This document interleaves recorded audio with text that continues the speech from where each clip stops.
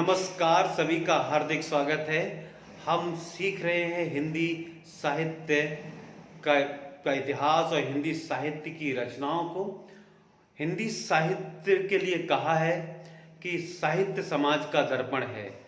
तो हम समाज का प्रतिबिंब साहित्य में देखते हैं कि समाज में किस तरह का बदलाव हो रहा है और क्या नया घटित हो रहा है, क्या पुराना समाज कैसा था और उस नए समाज में क्या क्या बदलाव आ रहा है।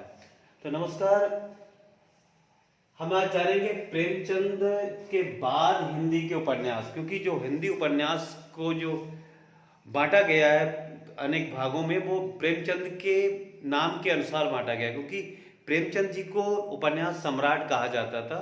तो प्रेमचंद के पहले के उपन्यास, प्रेमचंद के समय के उपन्यास और प्रेमचंद के बाद के उपन्यास।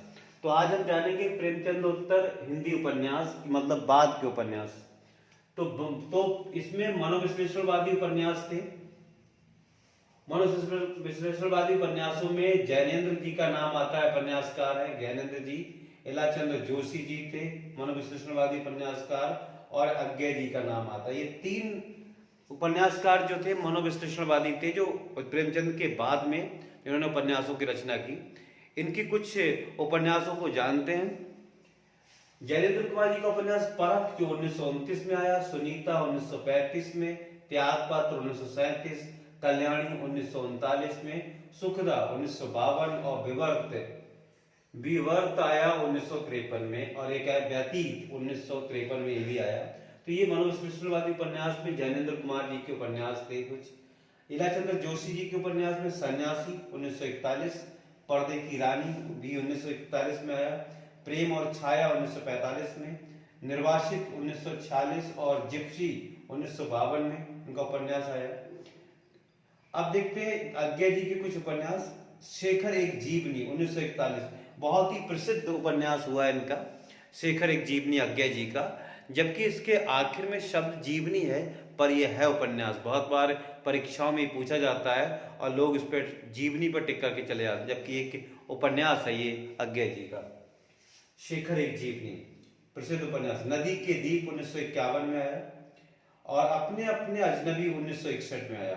तो शेखर एक अजनबी 1941 में अज्ञे जी का उपन्यास, नदी के दीप 1951 में और अपने अपने अजनबी 1961 में। उसके बाद प्रगतिवादी उपन्यास, साम्यवाद, मतलब इसको मार्क्सवादी विचारधारा है ये, साम्यवादी, जो समाज को बराबर का दर्जा देने वाली धारा। तो प्रगतिवादी जो प्रगतिवाद है हिंदी साहित्य में, वह राजनीति में मार्क्सवाद या साम्यवाद है।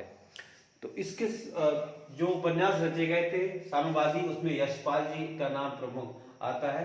इनका दादा कामरेड, देशद्रोही, दिव्या, पार्टी कामरेड, मनुष्य का रूप, अमिता, 12 घंटे और झूठा सच। झूठा सच उपन्यास भारत और पाकिस्तान के बंटवारे पर आधारित ये उपन्यास है, और ये उपन्यास बहुत ही प्रसिद्ध हुआ, जिसने यशपाल जी को नाम को प्रसिद्धि दिलाई। झूठा सच, जो भारत और पाकिस्तान के बीच में जो बंटवारा हुआ उसके बारे में सच बताता है ये। भैरव प्रसाद के उपन्यास हैं जो भी ये भी प्रगतिवादी थे। इसमें मशाल इनका, गंगा मैया और सती मैया का चोरा, ये तीन उपन्यास इनके प्रसिद्ध हैं, भैरव प्रसाद जी के उपन्यास। भगवती चरण वर्मा जी भी प्रगतिवादी थे, जो साम्यवादी विचारधारा पे उपन्यास लिखे। चित्रलेखा बड़ा प्रसिद्ध है इनका, भगवती चरण वर्मा का उपन्यास। भूले बिसरे चित्र भी अपने, टेढ़े मेढ़े रास्ते, सामर्थ्य और सीमा, सबही नचावत राम गोसाई, ये भी बहुत प्रसिद्ध है इनका। भूले बिसरे चित्र भी प्रसिद्ध है और चित्रलेखा बहुत ही प्रसिद्ध है। टेढ़े मेढ़े रास्ते, ये भक्तिचरण वर्मा के उपन्यास हैं साम्यवादी। अब अमृतलाल नागर, सतरंग की मोहरे, अमृतलाल नागर जी का उपन्यास है। अमृत और विष, मानस का हंस और खंजर नैन, ये बहुत प्रसिद्ध उपन्यास हैं अमृतलाल नागर जी के। खंजर नैन और मानस का हंस, मानस का हंस तुलसीदास जी के ऊपर लिखा गया है। अमृत और विष, ये इनका। अब आते हैं ऐतिहासिक उपन्यासों पर। इनमें से चतुर्सेन शास्त्री जी है, इनके उपन्यास आते हैं मंदिर की नर्तकी, रक्त की प्यास, वैशाली की नगर बधू, सोमनाथ, वयम रक्षामः और आलमगीर और सोना और खून। ये चतुर्सेन शास्त्री जी के उपन्यास है जो ऐतिहासिक उपन्यासकार हैं। राहुल सांकृत्यायन जी ने भी ऐतिहासिक लिखे हैं उपन्यास। सिंह सेनापति, जय, योधे, मधुर स्वप्न और विस्मृत यात्री। उसके अलावा हजारी प्रसाद द्विवेदी जी के ऐतिहासिक उपन्यास है बाणभट्ट की आत्मकथा, चारू चंद्रलेख, पुनर्नवा और अनामदास का पोथा। अनामदास का पोथा और बाणभट्ट की आत्मकथा, ये दोनों उपन्यास बहुत ही प्रसिद्ध हुए इनके। फिर रांगे राघव जी के उपन्यास है, ये भी एक ऐतिहासिक उपन्यास की रचना की इन्होंने भी। मुर्दे का टीला, अंधेरे के जुगनू, यशोधरा जीत गई, जब आवेगी काली घटा और रहा ना रुकी। ये उपन्यास रांगे राघव जी के।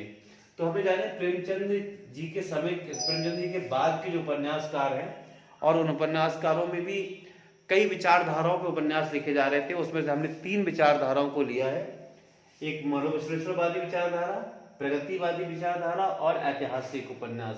तो 3 तरह के उपन्यासों की रचना को हमने लिया, उनमें से जिन लेखकों ने उपन्यासों को रचा उनके बारे में हमने संक्षेप में जाना। नमस्कार, जय हिंद।